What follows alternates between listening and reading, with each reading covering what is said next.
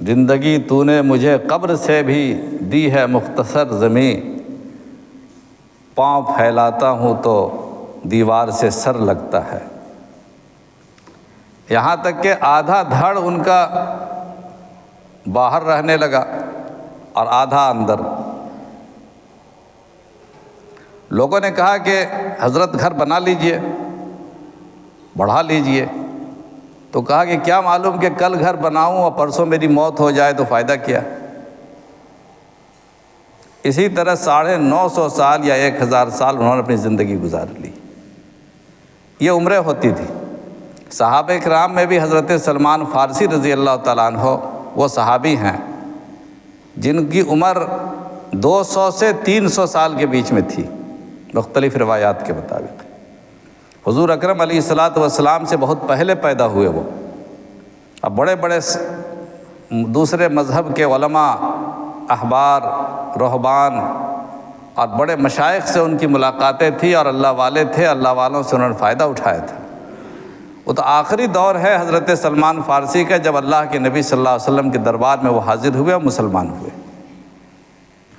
اور پھر حضور اکرم علیہ الصلاۃ والسلام کے وصال کے بہت دن کے بعد آپ کی وفات ہوئی۔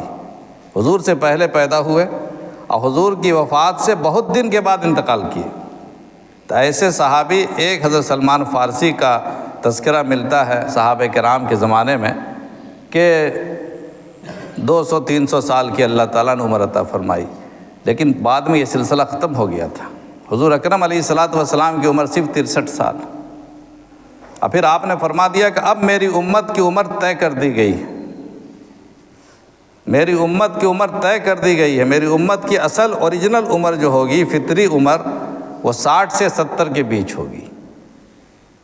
اب کسی کو 500 سال ملنے والا نہیں ہے، کسی کو 300 سال ملنے والا نہیں ہے، کسی کو 700 سال ملنے والا نہیں ہے۔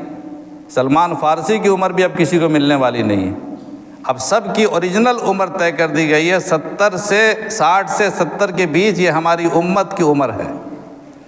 اگر آپ کو 70 کے بعد بھی اللہ تعالیٰ نے زندہ رکھا تو یہ اللہ کی طرف سے انعام ہے، اللہ کی طرف سے نفل ہے کہ اللہ نے آپ کو آپ کی اصل عمر سے زائد موقع دے رکھا ہے۔ یہ اللہ کا کرم ہے، اس کو استعمال کرنا چاہیے۔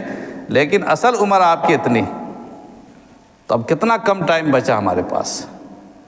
اللہ جو قرآن جو کہہ رہا ہے بلا وجہ نہیں کہہ رہا، سارعوا الی مغفرۃ من ربکم، ایمان والو کم ٹائم ہے تمہارے پاس، بہت کم ٹائم ہے۔ اسی لیے